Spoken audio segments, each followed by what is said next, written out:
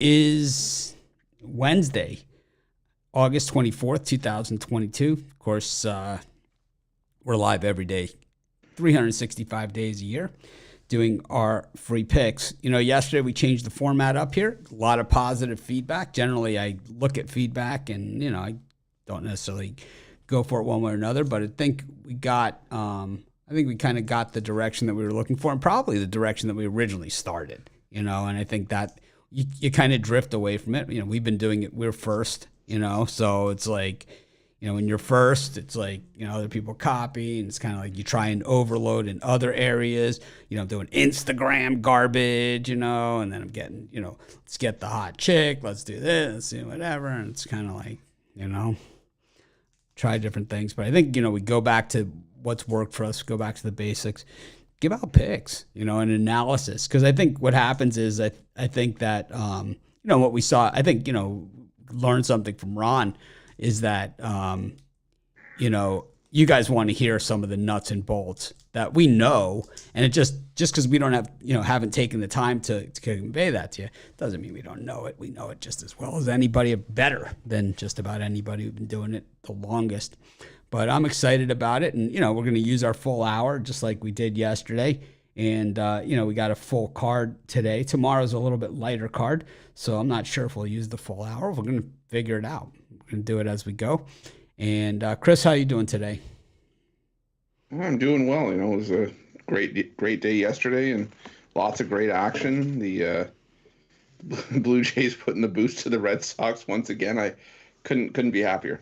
Yeah, I was 3-1 yesterday. I got nailed by that home run, that 3-run homer in Colorado. I still thought the Rangers are going to come back in that one, but did not. And it hurt, but it happens. The nature of the beast. Not going to win them all, but I had mostly dogs yesterday, and they came through for me. So, when you have dogs, you can always afford a loss more than others, and especially if you lose the dog bet, it doesn't bruise you as badly as, minus 300 favorite. And we saw a lot of the big favorites come in yesterday. And I think that was, to me, the most fun part and most beneficial part of the format that we've gone to now, is that we can talk about some of these big favorites, instead of glossing over them or just taking the other side automatically because of the odds, and just kind of explain what's going on here. Because it's like, just because I'm not taking the Astros minus 350, it doesn't mean I don't think they're going to win. It means that I'm not betting that kind of money, minus 350, because if you lose one of those, it takes 4 wins to get over it. And I think over time on this show, what Chris and I will be able to do is we'll be able to show you on the betting tools the data that backs this up, on what happens when you take these big favorites time and time and time again. And we'll be able to, I'll be able to set it up so we can go to the betting tools on the screen, and, Chris and I can actually just point and walk you right through everything. And it'll be really super beneficial. I'm excited about the way things have gone. Sometimes, sometimes you have to, you kind of have to bottom out a little bit to bounce off of it. And I think that, like I said yesterday, it's like I felt that our content here got a little flat, our coverage got a little flat. And I think now we're just going to crank it up bigger and better than it's ever been. And I think, we saw that yesterday, and the results were there to prove it. Both Chris and I, if you played his premiums and my premiums, you went 6-1 yesterday. Your one loss was a dog, and you absolutely crushed it. I think Ron hit his rundown yesterday. It was a big day for our premium site. I think, most people hit on their plays yesterday. Kind of, the favorite players hit, the dog players hit. Everybody's kind of dialed in right now, as just in time for the season to be over. Well, and just in time for football season starts, so you get to shift the focus, try to carry that over to another sport. Yeah. So, anyways, we've got we've got a full card today. We've got day games, we've got night games. We've kind of got a little bit of something for everyone. We got big favorites. We got some big dogs, that go along with that. And right out of the gate, we got a big favorite, Kyle Wright and the Atlanta Braves, on the road in Pittsburgh. And, we talked about this a little bit yesterday, and, we'll continue to talk about it, is that, this is another one of those games where it's like, I like the Braves a lot, but I can't give it out as a premium pick, because to me, giving out minus 270, a minus 270 favorite as a premium pick just isn't something that I do personally.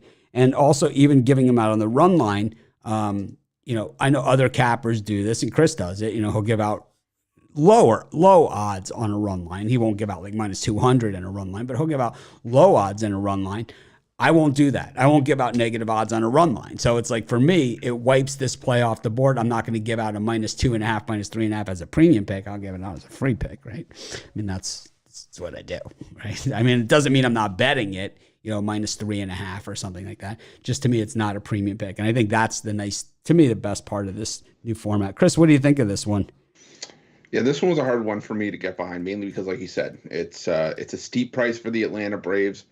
And even on the run line, you could go for it, but the problem is we've already seen once in this series the Pittsburgh Pirates capable of hanging around with the Braves. But I think I'm going to go with the under here as a better play for me, just because Mitch Keller, he has pitched fairly well. It's just been a matter of, the Pittsburgh Pirates backing him up. And when you score 2 runs in the first 2 games of a series, it really makes it hard to even back an underdog like the Pirates at plus 1.5 when, the Braves showed yesterday they're fully capable of running up, winning by a couple of runs. They won 6-1 yesterday. Kyle Wright, probably the number 2 in that rotation. And, I think that this is just going to be a lower scoring game, mainly because of Pittsburgh's lack of offense, but also I expect a bit of a pitcher's duel here. I think Keller's going to do everything he can to keep the Pirates in this game. Don't know if it's going to be enough, though. So I go with the under 8.5 in this one. Yeah, for me, it's like, I think that my wife's excited because she ordered some outdoor furniture, and it's actually going to come early as opposed to everything else, which you order furniture and it comes, these days it's like 7 months, So I think they told her like mid-October or something. It's actually coming tomorrow. So she's excited about it. She's tap dancing, and that's why she interrupted me in the middle of the show to tell me that. But of course, I like the Braves here. I just like the way the Braves are rolling, and I think last year we saw them, roll. But, once again, I think a lot of people, when they see just me in the videos and they see Chris in the videos, and we don't give the Braves in a game like this, and it's because it makes it difficult because I'm not going to be that guy. It's like, I don't respect the handicappers that give out minus 270 favorites and call it as a premium pick, or even, for their long-term subscribers or anything like that. I just don't think there's anything premium or value in that. And I think that you could say I'm betting that, you could allude to it, but I think as far as like charging a person for that, I think anyone could go there and say, yeah, the Braves, Braves are absolutely rolling. They won the World Series last year, and they're playing, the team in last place in their division or close to it, right? I mean, they're playing. The Pirates are in last place despite the Reds' horrible start. The Pirates have won. They're 23.5 games back in their division, 47-75 on the season. They've given up 616 runs this season. They have a negative run differential of minus 175. So, I mean, I just can't, in my good conscience, as much as I feel the Braves are going to win, I can't say, well, just because it's a winner, it's a premium product. It's like that's where I'm at. So I like the Braves here. I can't get away from it. But and I don't think everything minus 270 has been iffy lately. Justin Verlander certainly didn't look iffy yesterday. And, I don't think it's in all cases. I think it's in a lot of cases, and it has nothing to do with, the favorite or the odds or anything like that. It's the matchup in general and just some public misconception. I think a lot of it has been in San Diego last week against the Nationals, those first 2 games of that series. I mean, you could look at the odds in that. But we'll get to the Nationals and the Padres in their own respective games later on. But we'll move on from this game. Anything else you want to add on this, Chris? No, I think this one's a tough one, and sometimes I have trouble with the early action on the board. And this is one of those games where I just couldn't find a side to really get comfortable on. Yeah, we go to Detroit, and the Tigers are taking on the Giants. Now, yesterday Romanelli had as his, because I talk to the guys every day, and Chris and we have like a chat that we do, and Romanelli, and I talk to all the guys pretty often. I text with Big Al almost daily. I text with so you guys don't really see what goes on behind the scenes. What you see is like what you see here, and then you guys make some people make assumptions about my personal life and about how what type of person I am based on a YouTube video or a live show or something like that. But generally, I talk to everybody all day, all the time. I'm pretty much wide open. Most of the people that work with us know that they have an open line of communication. And, sometimes we talk about, someone buying a new house, and sometimes it's about, the Giants trying to hold on the run line with the bases loaded with one out in the ninth inning. And that's what we had last night. Chris, did you happen to see that where they were kind of like the Giants, they kind of controlled that game from start to finish? The Tigers didn't really do anything. And then it was kind of, they sawed down Miggy with one out, got him to strike out. I mean, he struck out Miguel Cabrera on a filthy 3-2 pitch straight guts to throw that pitch on a 3-2 count. But that was the only way. It was either you're going to walk in or run, or Miggy's going to smack one on you, or you're going to get him. And they got him, and they ended up covering the run line, So what do you think here? Yeah, that pitch last night was absolutely nasty. But today, I'm still sticking with the under, and I might also lean towards the Tigers plus 1.5 here. Mainly because Logan Webb just hasn't been as sharp for the Giants lately. A 3.77 ERA across his last 7 starts. And it's coming off a start where he allowed 5 runs, 3 earned in 4 2/3 against the Diamondbacks. Now, granted, a lot of his recent struggles have come at home, and the Tigers do struggle to hit righties, so that's why I'm leaning towards the under as a stronger play. But Matt Manning's proven to be fairly legit. He's coming off of 7 innings of 1-run ball at home against the Angels last time out, and his struggles since rejoining the Tigers lineup have come on the road. In 2 starts at home since coming back, 14 combined innings, 1 run allowed on 7 hits with 13 strikeouts. I think Manning can keep the Tigers in this one if they don't win it outright. I also expect it to be a low-scoring game. So give me the Tigers plus 1.5 and the under. I don't know. The Giants have fallen flat on their face so many times, but it just seems to me that every time we expect the Giants to fall flat, they come through, and then every time they don't, it's kind of the opposite day every day, right, for the San Francisco Giants. But they're running out of time. Yesterday was a day where they gained on the Brewers. They lost. They stayed pat on the Phillies, but they gained ground on the Padres. So, the Brewers and the Padres both losing ahead of them kind of almost gives you false hope that the Giants can do it. And I like the Giants to win the game. I have so little faith in this team that it makes it just really, really hard to get behind them on the run line. Matt Manning is a guy that I feel that, the Tigers, when we saw last year, they made that run late in the season. And, a lot of the expectations were there. Obviously, they have the manager. They have a guy that's won. He knows how to win. We saw him put the pieces together last year. And this guy can do it either way. He can do it with, building the team, or he can have the pieces and put them together. And we've seen him do both. He's had superstars, in the past on his teams.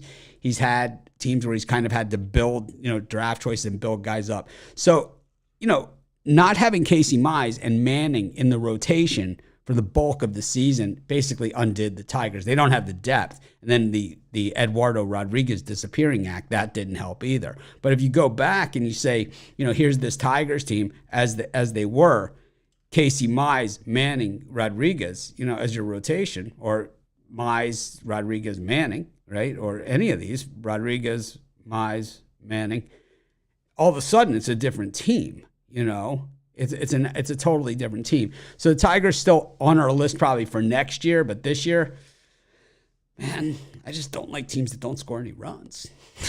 I can't do it. So I'm going to go with the Giants. Chris and I are going to respectfully disagree. All right, we go to Colorado now. This was a mess yesterday. I love the over in that game, and for some reason, instead I gave out the Rangers, who haven't won at Coors in about 100 years. But Martin Perez is having a career year. This is a guy that he's kind of been in that Andrew Kashner, Italian type discussions, in the past of classic underachievers. But Perez, he's kind of spent a career like as a journeyman, mid-4, mid-5, where there's always a place for these guys, the Drew Smileys, right? There's always a place for these guys because they can log innings, and you know what you're going to get. They're going to give up 3, 4, 5 runs a game. And you just hope that you're at that spot in the rotation where your bats are going to score that many off the other player. When you're the number one in the rotation, you're going to give up 0 runs or 1 run, and the other pitcher is going to probably do the same. You're going to have to battle it out every single time out. But as you move down the rotation into that 4 and 5 spot, well, these are the guys, the 4-5 ERAs going against each other. So the expectations of a guy like Perez have never been quite as high as they are now, where he's actually has had, this is a breakout year for Perez. What do you, I know, Chris, I know you're familiar with, you've done some Martin Perez over the years.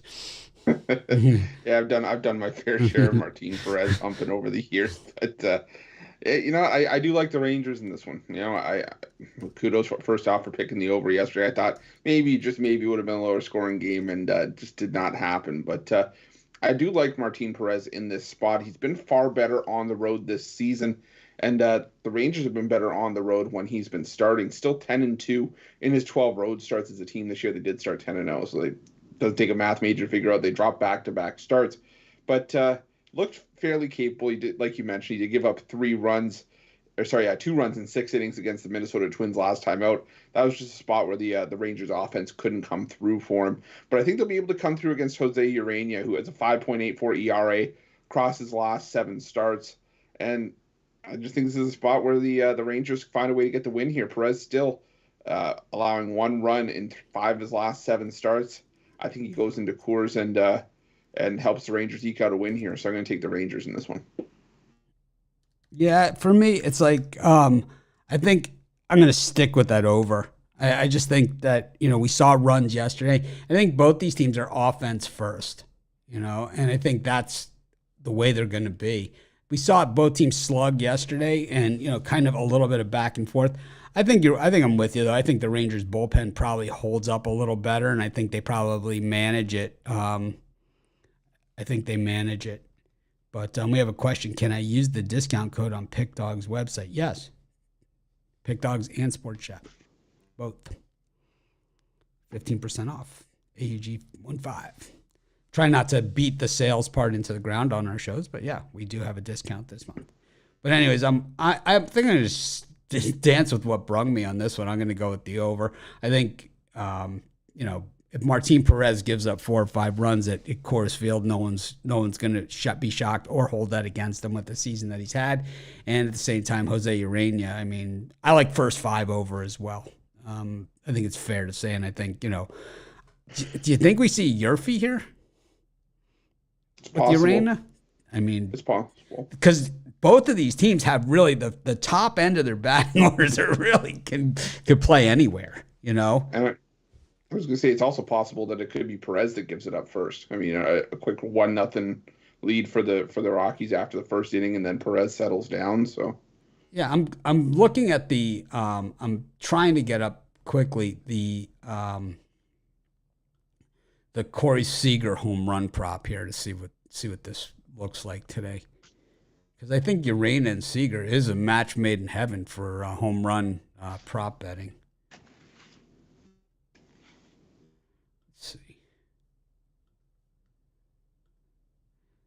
I normally go to players list. We're actually redesigning the Sports Chat website, and you'll start to see some of these changes soon. And you'll start seeing some of the reformatting of some of the betting tools as well, at least the ordering of it. I like the look of the betting tools. I just think the ordering with the injuries first as opposed to the player props first. You guys will see that. I don't know, man. I just think that I think Urena is fully just capable of an implosion. It's like, so when we look at the home run prop here, let me get there. It is Corey Seager. For him, I'm seeing plus 325 for a price. Yeah, I got plus 360 at Sugar House. He's actually has not hit a home run in his last 5 games. So I think one of those players that probably do. He was on a nice heater. He has not hit a home run in his last 10 games for Seager. So I think he's due. We go to our next set of games, and we've got the A's and the Marlins, has been a real miserable watch. Chris, last night we saw the Marlins pretty much dominate the A's the whole game. The A's put a couple on the board to smack the underbetters.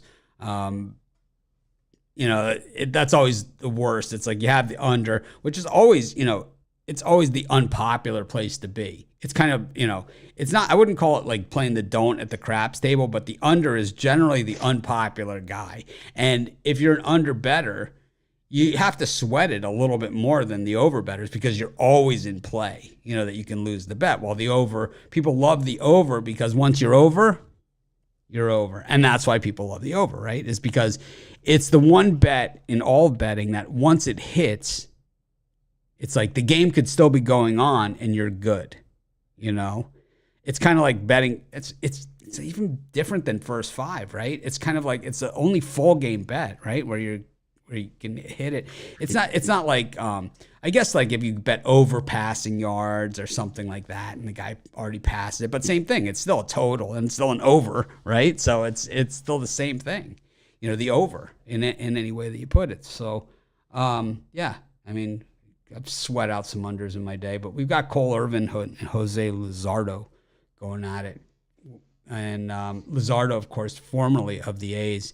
And, the thing is the Marlins have a ton of pitchers. And when they made the trade for Marte, they traded away Marte, they had a ton of offers.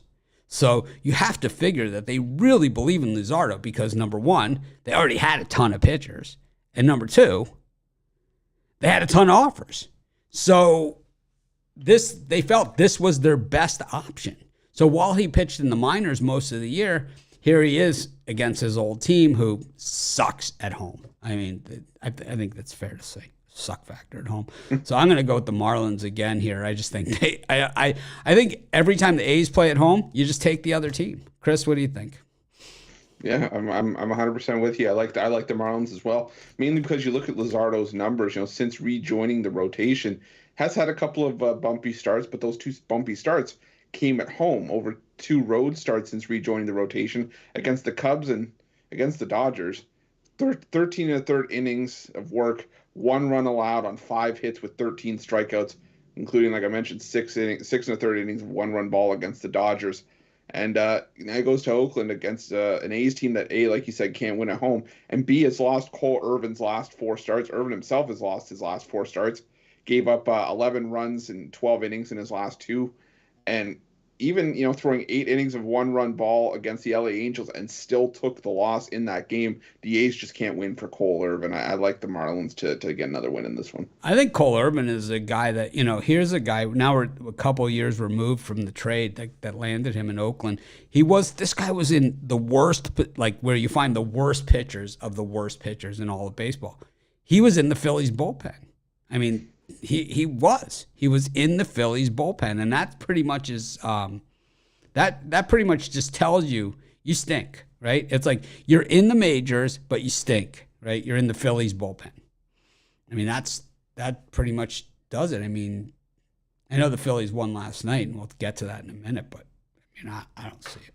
But anyways, both in agreement on this one. We're both riding the Marlins and Luzardo. I think I like the price there, on that thing too. At $1.25.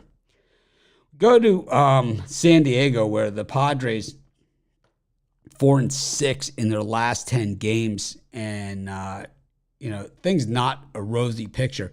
Now the Padres, while they're in second, while they're in second place in the wild card standings in the National League, obviously not going to catch the Dodgers. Right? I mean, they're not going to catch them, but they're in second place in the wild card standings when you look at the standings. But when you look at the loss column, they're actually in third, tied for third with the Milwaukee Brewers. They've played more games than the Brewers. They've won those games that the differential is in. But the difference between win column and loss column, I talk about this all the time, it is if you are ahead in losses, you control your own destiny. It means if you can win those games to make up the difference, then you win. But in the loss column, you need help. You need someone to knock them off, especially if you don't have head-to-head matchups. So the Brewers and Padres, while the standings can say whatever they want, in the Mitch book, they're tied. And I don't like the way the Padres are playing. I mean, I can excuse the Brewers, even with Burns on the mound, getting beaten up last night by the Dodgers. I can excuse that.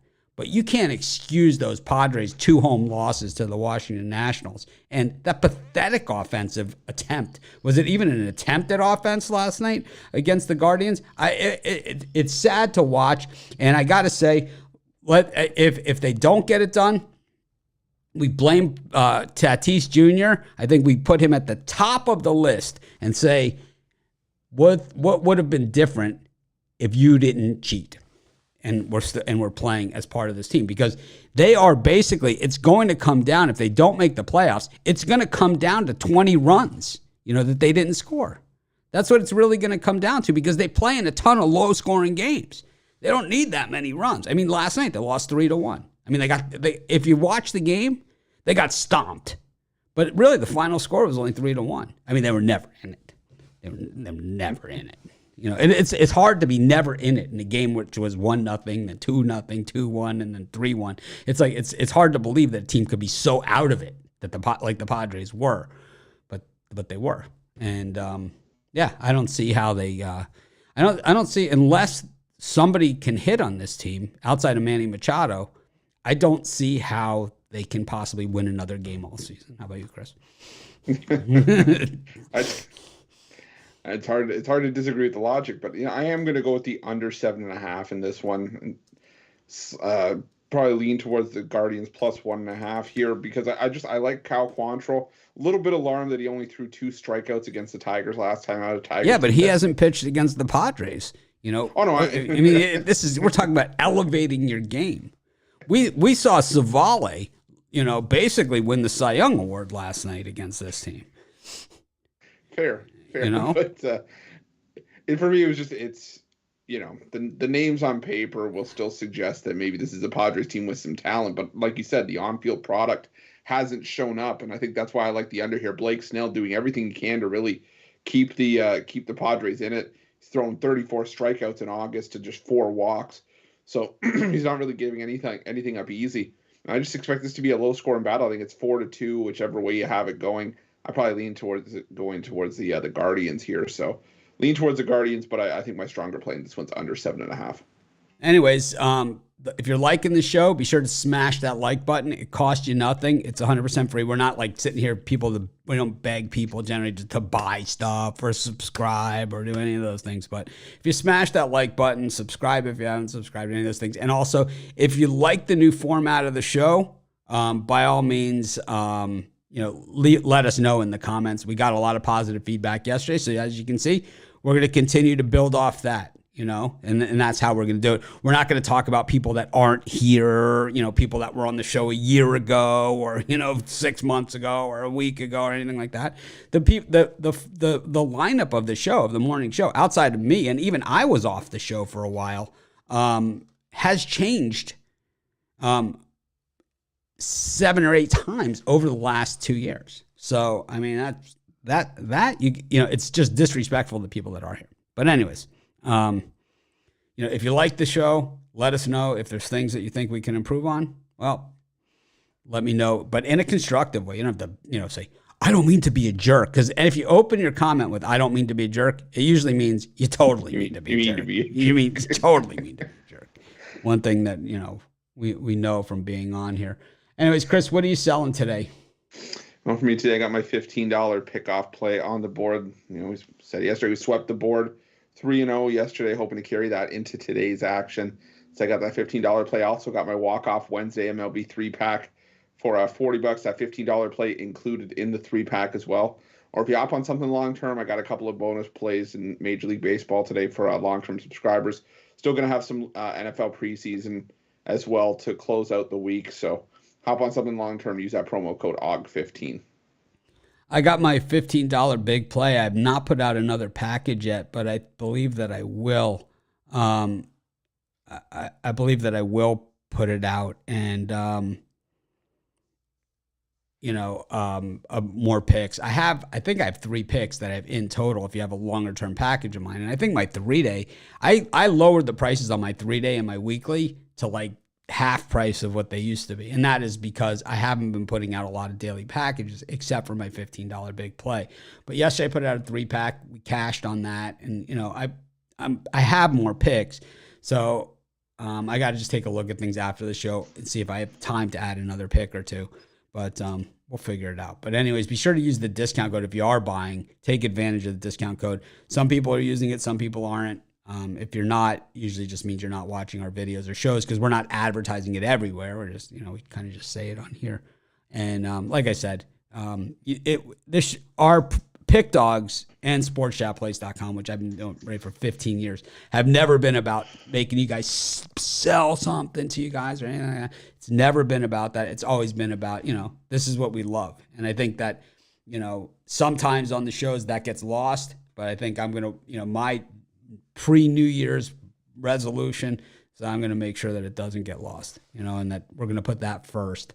And I think if you don't, if you're not ever going to buy a pick or not ever going to do a thing and you want to support us, the way to do that is not what's your Cash App or any of those things. The way to do it is sign up for a sports book on our site because then we get paid. It's something you're going to do anyway, right? You're going to sign up for a sports book anyway. The sports book pays us to do it, and also they'll give us better offers to give you, and we can negotiate with other sports books that you might not be signed up to get you a better offer. So go to our sports books page and sign up there for a sports book, and that helps us a ton,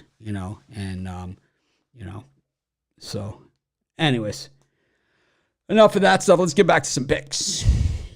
Got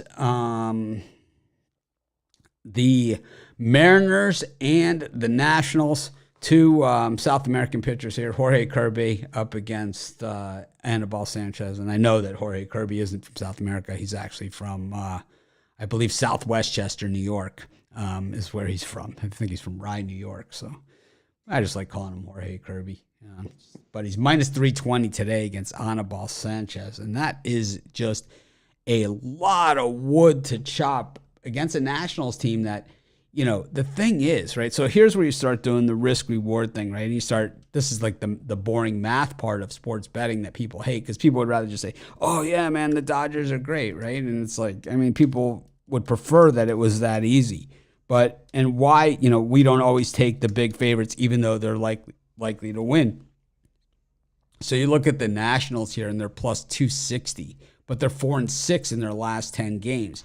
So basically a 40% shot, they beat the playoff team, in the Padres and, they've beaten other playoff teams. They certainly don't lose every game, but 4-6 in their last 10 games. The Mariners are 6-4 in their last 10 games. Yeah, they've played, some tough teams and they've played some pretty easy ones too.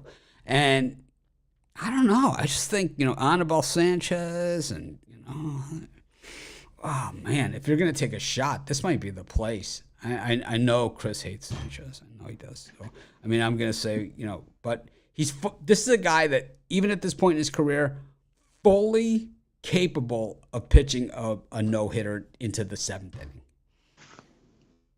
Yeah, we saw him, throw 5 innings of 1-run ball, allow just 1 hit, which was a home run against the Padres. So, hey, he is fully capable. But I just think that, and this is where it becomes unplayable for me, is that I think if the Seattle Mariners are going to be serious about keeping their push on, they have to take advantage of winnable spots like this. George Kirby, by no stretch a minus 320 favorite in my book. I think this just goes to the fact that he does have the Mariners lineup behind him. But the Mariners also capable of putting up a clunker as they did twice against the Oakland A's over the weekend.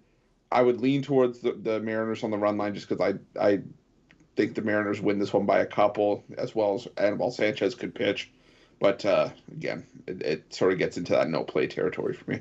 The Mariners play the Guardians tomorrow. They open up a 3-gamer with the Guardians, and the first game is a day game tomorrow afternoon, which is rare because normally it's the get out of town game is the day game. But actually, the Guardians Mariners open up with a day game tomorrow. And it's Marco Gonzalez, who generally will need some bullpen help. And Kirby, if you look at his pitch counts, he's only gone to the 100-pitch mark one time, and that was back on July 2nd. It was 94 pitches last time out. It was 83, 80, 74, 51. So people, betting starting pitching, This is what you're betting: 51 pitches, 74 pitches, 80 pitches. 5.2 innings. Kirby is a 5-inning guy right now. I don't know. The Nationals, they swing the bats. I don't expect them to back down anytime soon. I don't know. I just struggle with this one. I mean, if the Mariners beat them, 8-1, I'm not shocked. But at the same time, not at minus 360 with my money. I just can't. I can't get there. I'd rather either it's a no bet or the Nationals. And I think even reverse run line Nationals. I was looking. I think you can also make a play if you're somebody that likes to bet the pitching outs recorded market, which is something that's becoming increasingly popular. You can get under 17 and a half outs for George Kirby, so he doesn't make it out of the sixth inning at plus 130 at some books. And I mean, the way he's been going 5 and 2/3. I don't think he necessarily gets rocked, but with the way the pitch count gets up well into the fifth inning, he's only broken that 18 out threshold once in his last 6 starts. I think you could bet on that and get some nice plus money out of it. Definitely an angle that a lot of people don't play, and it just seems that it makes a lot of sense. Just makes a lot of sense. I like the Nerfy there too. The Nationals have been straight money on the Nerfy on the road, and I don't expect them to. Well, they don't score any runs, and they don't. But generally, they can hold up for an inning. Even Patrick Corbin held up for an inning. Don't say that too loud. I can't believe you said that with a straight face. People will be like, "Mitch is saying Pat Corbin. Mitch sucks." Got the Orioles and the White Sox going at it, and man, I mean, I'm a White Sox fan, and the silver lining is that Tony La Russa will not be back next season. I'm gonna make the announcement for them. It's like, I love when they say, "Well, I'm gonna have I have an announcement. I'm gonna announce my decision. It's X and such a day." And I always say, "Well, I'll save you the pain. Here's the decision. Okay, Tony La Russa will not be back with the team." I don't know, Chris. As a White Sox fan, I'm just beside myself with this team. I was gonna say we might get the same reaction from you that I got when Charlie Montoyo got the axe in Toronto. But yeah, I looked up and down at this game, and I think I'm going to stick with the Orioles here. I know Lucas Giolito does pitch far better on the road than he does at home this season, but I keep saying it. The books are waiting for the other shoe to drop on this Orioles team, and they're serious about making a push at a wild card spot. They're not going away. They keep finding ways to win. They got to a much better starter in Dylan Cease last time out, and I think the Orioles just keep finding a way to provide value for us. Like I said, the White Sox, they do play better on the road, but right now I'm just all about the value that we keep getting with the Baltimore Orioles here. At what point though, do the Orioles start to become this public dog? This public play, and it's like that's what Brian talked about often on the show. Is that at a certain point, I think Brian always abandoned ship a little too early, but after he rode the death march part of the Orioles for years. But, at what point do they become like a public, team that you want to just get away from? And we kind of saw it over the weekend that they're fully capable of being that team, when they played against the Red Sox. They looked every bit like, yesterday's garbage, just not sure. I think it's one of those roller coaster things where it's just like this team it's not like a Dodgers or a Yankees that everybody feels is a sure thing whenever they take the mounds. They stay on them as much as possible, but I still think that the Orioles just are one of those teams that people are going to ride while it's hot, get off when it's not, and right now it is hot, so you have to worry that maybe some people are going to start getting back on the Orioles, but sometimes I think it's just justified. I mean, you got to ride the hot hand till it pays off. If you miss a couple stops on the bus to get off, then so be it. You made enough money back in the Orioles that you can afford to miss one or two. But Yeah, that's kind of where I stand on it. I think you just got to keep riding the value here. The Orioles, like I said, they've proven that they're serious about making a run. It's not like it's just some flash in the pan like the Boston Red Sox were earlier in the season. I'm going to just go with the over in this one. I'm not convinced on either of these teams. And, Spencer Watkins doesn't do it for me. Giolito, fully capable of a big game himself. And it's at what point does he finally live up to the billing of being a number one starter? I mean, he's not a number one starter, and I think that's been part of the problem for the White Sox. They got rid of Rodon. That's one of those things. It's kind of like an NFL free agent, where it doesn't really help the team that he went to, and it really hurts the team that he left. And that's what happened with Rodon. I think he was much better last year on the White Sox, and he has not helped the Giants at all. So, and I think it's hurt the entire rotation. I think Dallas Keuchel, I think they hung on a little too long there. Obviously, Kopech hasn't been able to hold up over the course of the season. There's been a lot of issues here, but, mostly just really bad managing and just poor decision making and failure to lead. And I think that, this year's White Sox team is kind of equivalent to the Tony La Russa trading Paul Goldschmidt for Luke Weaver. I think, while we talk about the great things that Tony La Russa has accomplished, I mean, he did that trade, in Arizona as the general manager. He traded Paul Goldschmidt for Luke Weaver. That happened. It really happened. It really happened. I mean, and it's not like they were trying to shed salary or anything like that. They really thought they were La Russa, just because it was at the Cardinals. He knew him from the organization. It's like he really thought he was getting the better end of that deal when everybody in the world, I mean, the biggest square Dodger better in America could have told you, you don't trade Paul Goldschmidt for Luke Weaver. Dumbass. It's just. Anyways, it doesn't even make sense, It's like, well, how about we're interested in Luke Weaver. Well, how about if you give us Paul Goldschmidt? Okay. What are you thinking? What are you thinking, man? What is going through your head when you make that trade? It's like, that's got to be. I mean, why doesn't that trade get called one of the worst trades ever in the history of the world? I mean, why isn't it in that discussion? Because it's been so bad that people try to forget about it. They just try to forget that it ever happened. I mean, Chris Sale for Moncada Kopech, right? That's like part of that. And they even got more than that for him. The White Sox, I would say, won that deal. Jose Quintana for Eloy Jimenez and Dylan Cease, right? I mean, that's a bad trade for the Cubs. But at the time, some of these things, make sense. But I just don't see Luke Weaver for Paul Goldschmidt. I think there's other players. Let's just take a look at this thing one more time, just to beat it into the ground. So the Paul Goldschmidt trade was Luke Weaver. Looking back at the St. Louis, so someone actually did an article on this too.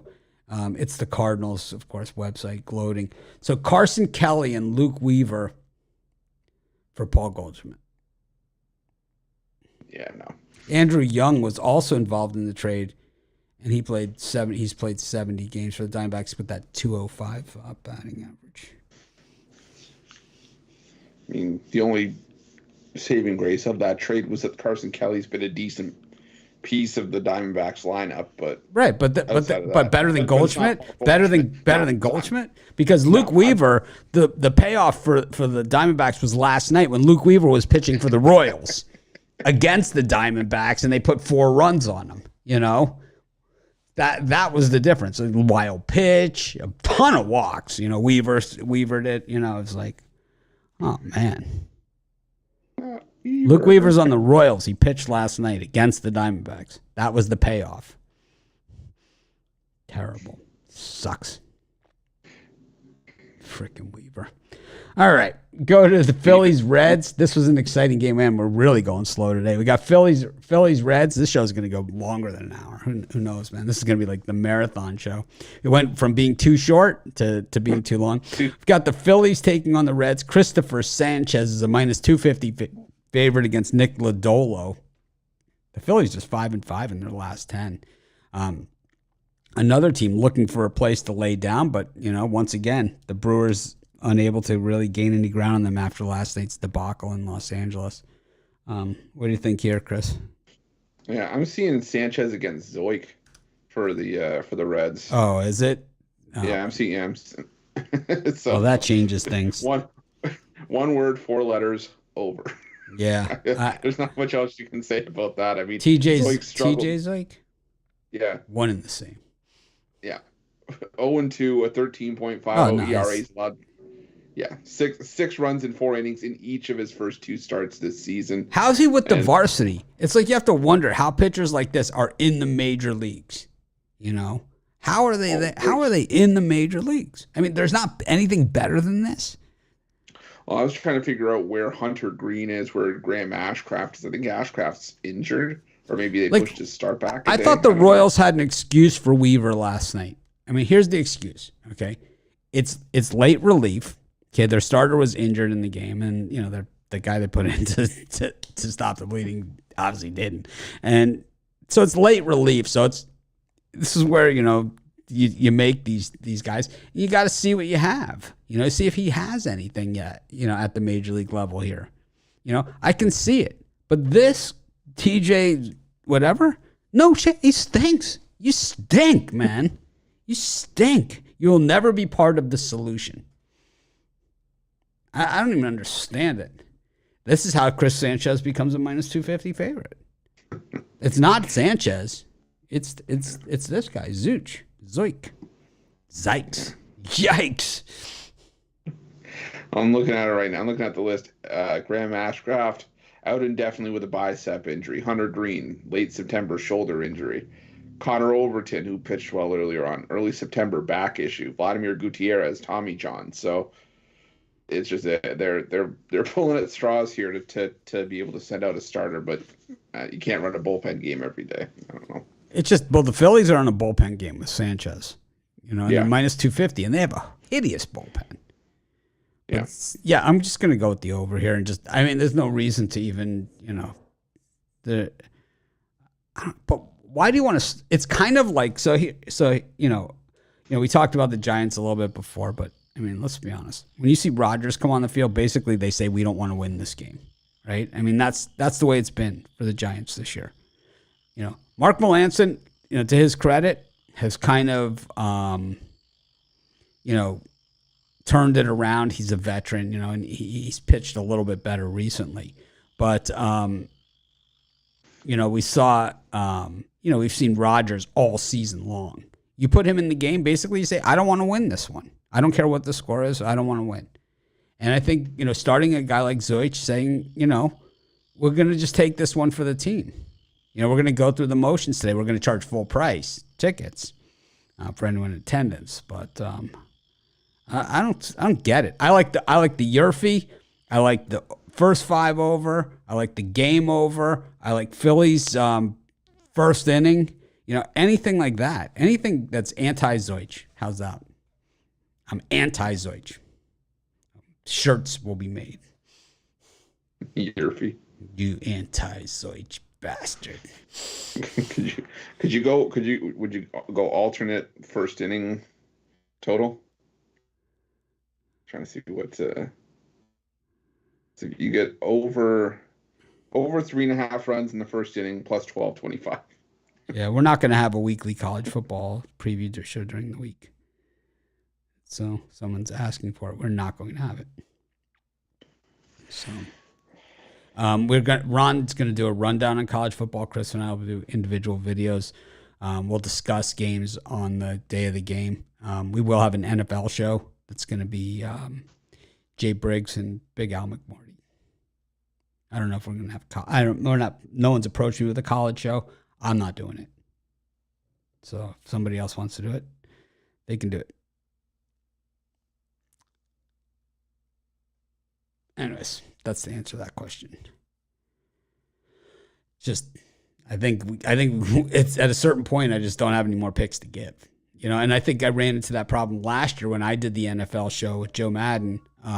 I had already done all the NFL games. I'd done them again and again and again. And it's just there's only so many times I can give out the same, go over the same thing over and over and over again.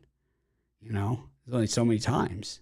I'm not an NFL analyst like these guys on TV. They only cover one sport. I'm an NFL analyst, right? So it's like they talk about stuff that's just ridiculous in the off season, and then in the regular season they say the same thing over and over again, at different times. Except when that's when they're not contradicting themselves. Speaking of contradicting themselves, Brian Bellows up pitching today against Jose Barrios on the road. Barrios is a minus 154 favorite. That's how bad things are in Boston. I'm at a loss for words in this one, Chris. How is the total only 9.5? I don't even see it, What do you think of this one? I think hasn't every Blue Jays Red Sox game at Fenway this year gone over by a lot? Well, I don't know about every game, but the last 4 games, the Toronto Blue Jays have outscored the Red Sox 49-13 at Fenway. Granted, 28 of those came in one game, but still the Blue Jays just owning the Red Sox at Fenway as of late. That's why I'm looking at the Blue Jays here. I know Jose Barrios has had issues on the road, but his last road start, 6 2/3 against the Yankees, allowed just one earned run, 2 runs total on 6 hits with 9 strikeouts. So maybe that's a turning point. Who knows? But I think this is just for me more of a fade of the Red Sox with Brian Bello on the mound here. Last 3 times we've seen Bello in a starting role at 10.50 ERA, and any extended start here I think is only going to do more damage. I'd go with the catalog here. Toronto team total over, full game over, Blue Jays over, team total, or Yurfie, anything here. I like this to be a high-scoring game. The Blue Jays win. Yeah, I'm going to have to go with the Red Sox here. I don't care. It's a high-scoring game. I like the over, but I'm going to go with the Red Sox. I have to fade Barrios on the road. I'm sorry. I just don't know any other way. And, call me, old school, call me over the hill, call me whatever you want, call me, anti Blue Jay or whatever. But Barrios on the road, minus 1 as a road favorite, I'm insulted. I don't even know how you get there. I don't even understand how you can add up every other game in the world or whatever. But Jose Barrios on the road is straight ass. Straight ass. Let's look at some of his road performances this season. These beauties that he's had. So last time out against the Yankees was his big performance, and I think this is probably why people have forgotten that 3.2 innings, 6 hits, 5 earned against the Twins on 60 pitches at Minnesota at Target. We go back to Oakland where he went 6 innings and allowed 1 run. Congratulations, you and everybody else. And of course, the 8 run pounding in 2.2 at Miller Park. That one is pretty much unforgettable. I had the Jays that day. That was a Sunday afternoon game. And actually the Jays were up 3-0 in that game in the first inning. And 66 pitches, 2.2 innings, 8 hits, 8 runs, 8 earned, 2 bombs. Yeah, I really went down the toilet on that ugly bitch. Anyways, not a good day at the office for me. I cannot bet Jose Barrios as a road favorite. I don't care if they're. I don't even care if they're playing the A's at Oakland. I take Oakland. Anyways, go to Tampa Bay and Shane McClanahan against Mike Myers. So there's a couple ways you can go with that one. You got either Mike Myers from Austin Powers, right? Groovy. Or you've got Michael Myers from Halloween. That's pretty much what the Angel season has been. Pretty much a nightmare. Any way you slice it, Shane McClanahan, who I have really not been very high on since the All-Star game. So another guy tough for me to get behind, and at this price, impossible for me to get behind. This is just a very, very tough game for me, and this is one I will not be having a bet on. But at the same time, because of the format of the show and because of the commitment I've made to our audience and to this format, I have to still talk about it anyway. Chris, why don't you bail me out a little bit here? All right, well, I'll do my best, but I will go with the Tampa Bay Rays in the run line. Just a straight out fade. What's that paying? What is the paying on minus 105? Really? That's it? On a minus 290 favorite?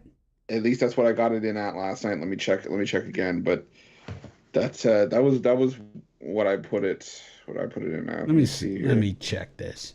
Minus 120. Wow.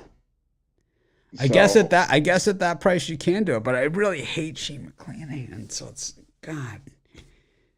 I know, man. but it's one of those things where it's just, for me, like I said, straight fade of the LA Angels, who just look like they've given up.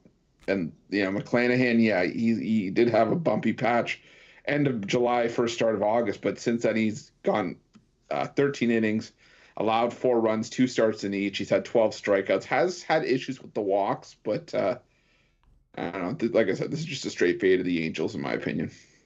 Let's take a look at Mike Myers. 5.1 innings, 6 hits, 5 runs, 3 home runs last time out. Certainly doesn't make me Randy, baby.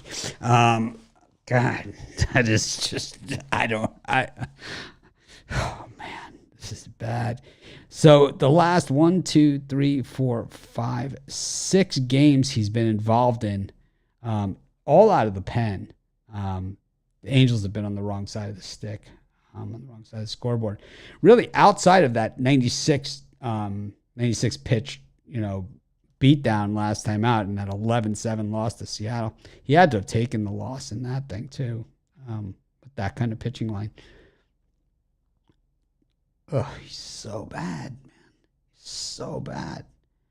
Oh, he did not take the loss. He came in, they were already getting pounded. So he's 1-0 with a 5.22 ERA, 29 hits allowed in 29 innings. So really, last time out really just paced him. 17 earned, 27 strikeouts, and 8 bombs. This guy gives up a ton of home runs, which means, Chris, where are we going with the home run prop in this game? I think immediately you look at this game, you see minus 290 odds. It's McClanahan, who I can't bet, right?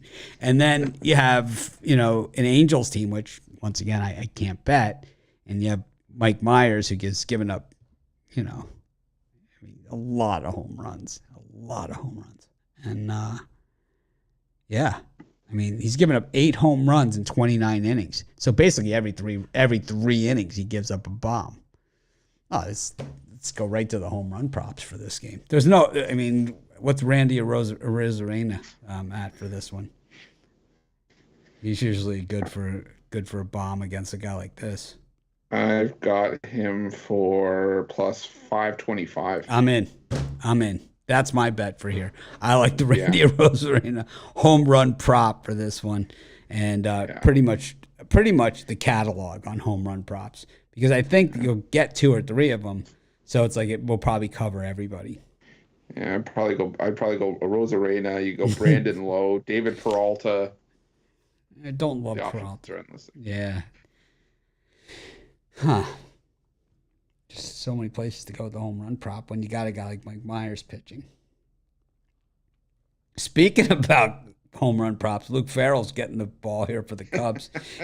It's like late season call up bingo here. Luke Farrell. We had Luke Weaver last night as relief. Now we got Luke Farrell starting up against Miles Mikolas. This is. Where did we see Farrell last? In Cincinnati? Is that where we saw him? Well, he hasn't started this year. Let me see where the last time he was. When's the last time he's seen him? He hasn't pitched this season. No, I know, but when's the last time we have seen him? He's pitched. Oh, sorry. Cincinnati, right? Last year. I think he spent the entire season on the injured list. Nah, the Twins. He was on the Reds, though, right? Was he on the Reds? Different guy? 2017. Yeah, that's what kind of mark this guy left on me. That's what kind of damage he's done to me. Is that I'm remembering a 2017 game. It's like, that's the type of stuff that my shrink has to hear about. You know, this is why. And people ask, why are you like that? Why are you like that? Let's go back. Go back to last season. First, the last time we saw him in a starting role, gave up 5 runs in an inning to the Toronto Blue Jays. Yeah, and Toronto won that game 5-3. Yeah, and that's why I am like I am. This is why I am, because guys like this. Because of guys like this. Oh man, I hate your guts. I'm taking the Cardinals. I'm laying 2.5 here. I like the Yurfie. I like Cardinals first 5. I like under on strikeouts for Farrell. I like all those things. So give you an idea. My book is so scared of this game that they don't have any Cardinals players listed for home run.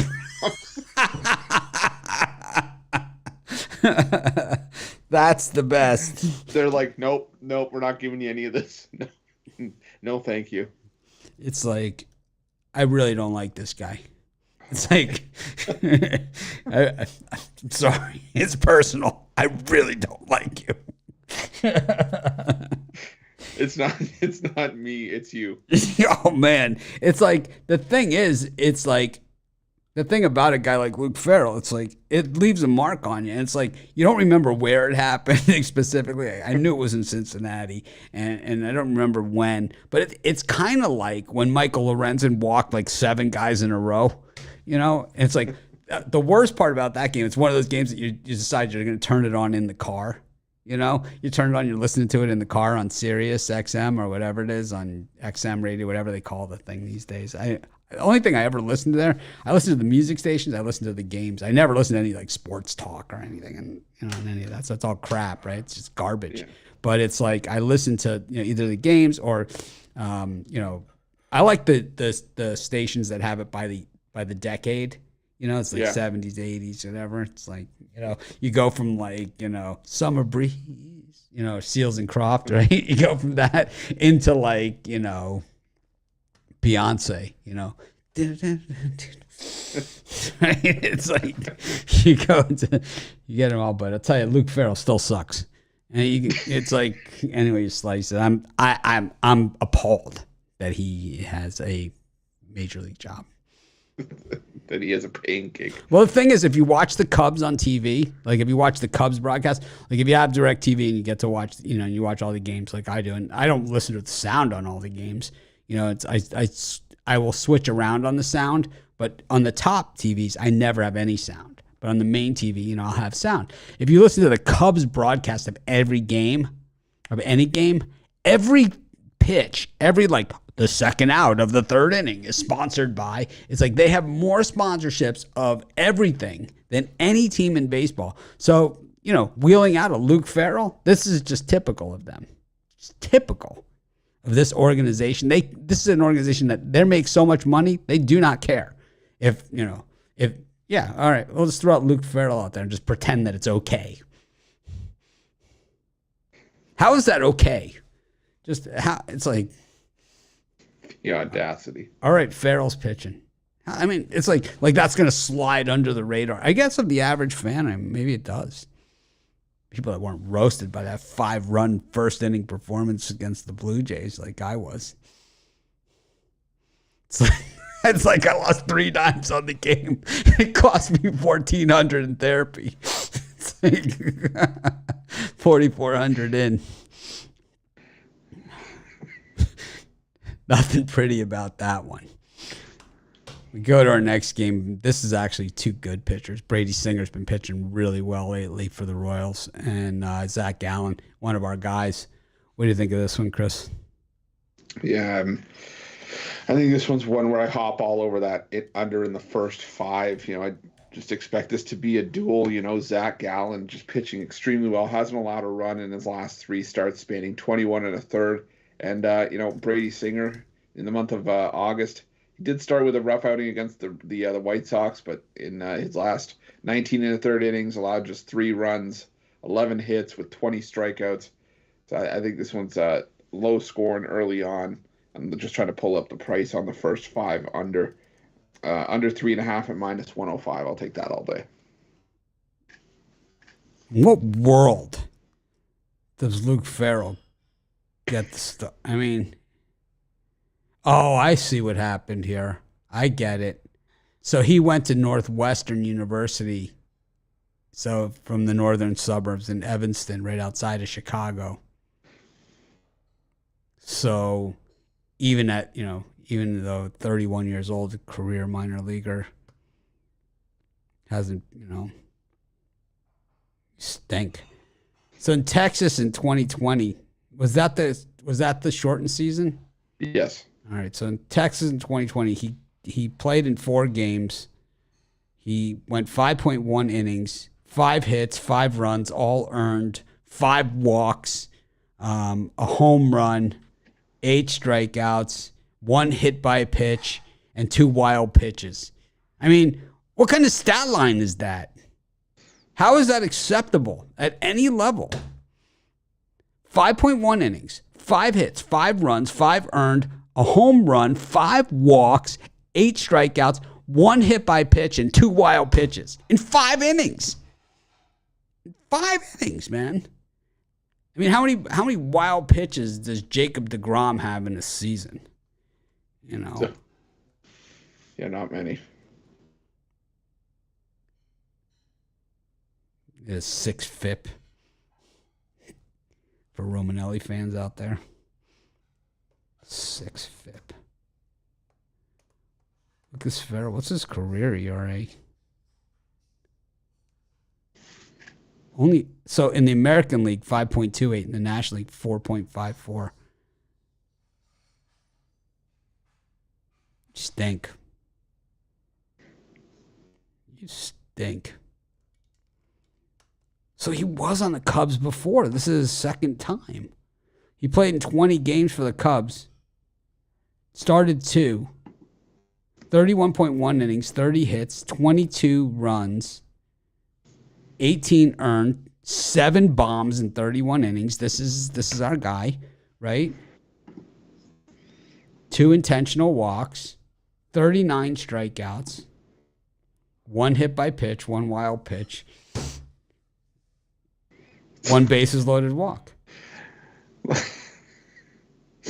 Just trying to click on a page, see if I can get any pitching props for him. And I just got a server error page. He's got a 5.2 FIP in that year with the Cubs. What the hell's going on? What is the matter with this world? I mean, seriously, man. No wonder inflation rates are so high. We're paying this guy. Oh, man.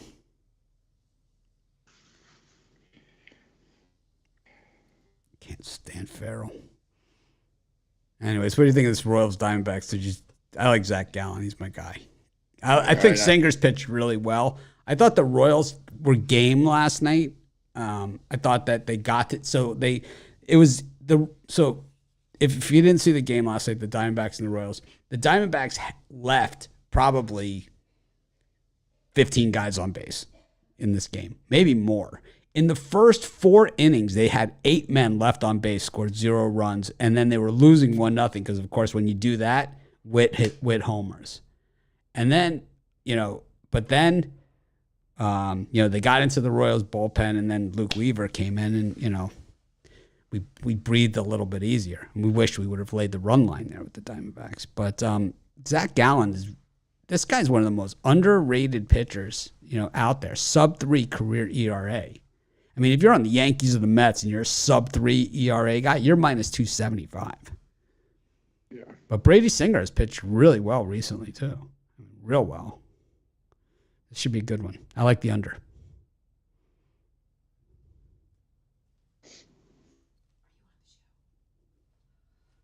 Yeah, I think the under definitely the way to go. Like I said, I think the under in the first 5, probably the way I'm looking at this one. I think pitchers fill all the way, and Gallen not giving anything up easy to anybody this season, and I still have a little bit of PTSD from when he faced the Giants, and just the Giants could not get anything off of Gallen, and that's not likening the Royals to the Giants here, but if they have if the Giants have issues, I think the Royals are going to have some issues getting to Gallen here. I want to see how long this shutout streak could go.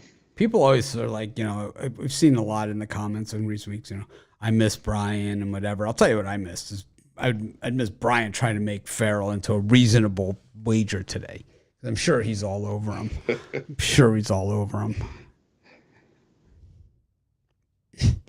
Gotta be kidding me. I'm insulted. Framber Valdez taking on Dylan Bundy in Houston. King Kong Bundy has really got off to a nice start to the season, but he hasn't been that since. Framber Valdez has really done a nice job for the Astros, and the reason why the Astros have the best record in the National League or in the American League is guys like Framber Valdez who have really stepped it up. I think Javier and Valdez have done a really nice job for the Astros with McCullers out and with everything else going on. Framber's been great. He's been nothing short of great. And the Twins had it. They had plenty of chances to put it away in the American League Central, and now they've been put away by the Guardians, and it happened fast. When you look at the actual standings, the Guardians not really that far ahead that it's locked, but I would say it's a lock. The Guardians 3 games up here on the Twins, and the Guardians have a tough schedule here. They have, they haven't taken care of finished business in San Diego, and then they go to Seattle. So, but the Twins, got a tough schedule here, and the team that's really been laid down like dogs, the White Sox in this race. But what do you think here, Chris, with the Astros against King Kong Bundy? Yeah, I think the way I like to go in this, so I'm going to go with the under, but I'm also going to go with the Minnesota Twins team total under 2.5 at +110. I just think this is a spot where Framber Valdez holds the Twins in check, and the Twins, like we said, they just look like they've run out of gas. You look at their last 5 games, 2 runs or less scored in 4 of those 5 games against the Texas Rangers and in Game 1 last night, and like I said, I think it's just going to be a low-scoring game. I don't expect much production from the Twins against Framber Valdez. So give me the under, but also give me the Minnesota Twins team total under. I thought when they first eliminated the sticky stuff that it really affected guys like Framber Valdez a lot because he does work up a lather out there out on the mound. He works up a good sweat. But, I think since that time, he's kind of, figured it all out. And I think that's what we've seen this season from him. So I'm going to continue to just ride the Astros. I can't stand the price in this thing. Everyone knows that. But I think you can maybe lay 2.5, 3.5 here with the Astros. I mean, I'm not even sure. It's probably not where I'm going with a big bet or anything, but if I'm going there at all, I'm going to lay big runs here with the Astros. I just think Dylan Bundy's the type of guy, but the Astros have not really piled runs on, and that's also been part of the issue here. When we look at Bundy, recently kind of pitched decently. Recently, I guess. I don't know. It's hard for me to get behind a guy like Bundy. He hasn't really faced the stiffest of competition in that stretch. Go to our final game on the board, and it is Andrew Heaney and the Dodgers up against Aaron Ashby and the Brewers. The series, as bad as last night's game was, is tied 1 game apiece, with the Brewers winning Game 1 and the Dodgers winning Game 2.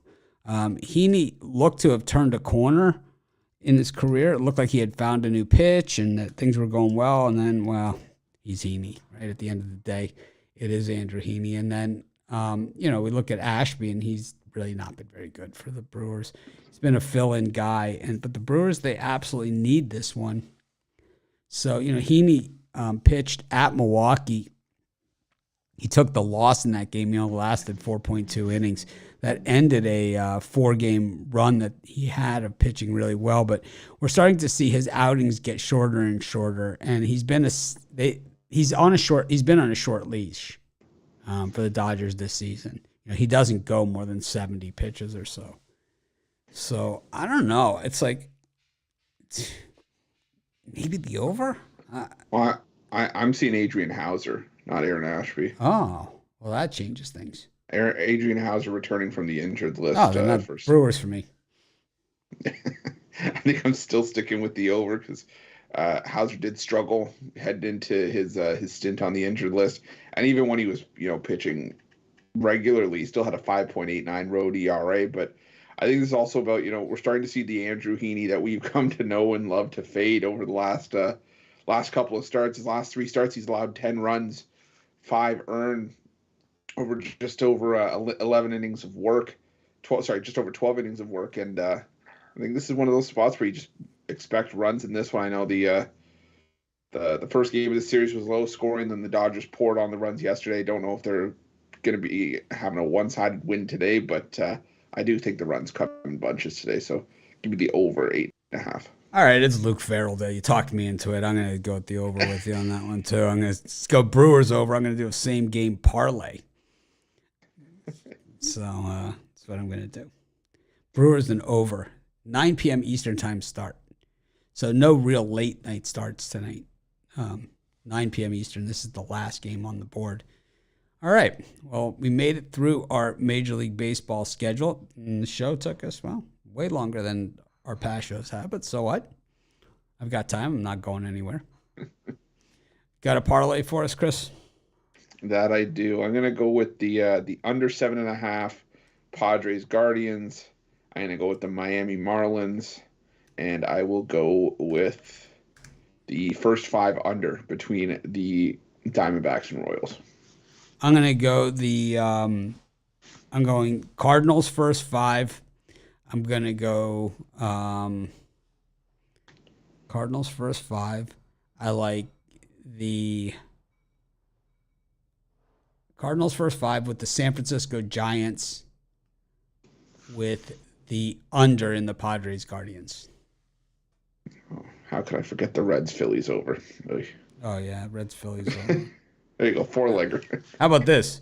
How about a total parlay? Red Sox Blue Jays over with Reds Phillies over with the Cubs Cardinals over. With the Cardinals team total over. Could take extended totals on all those, make some decent plus money out of it. Farrell sucks, man. And watch him win, tomorrow. Something different. Anyways.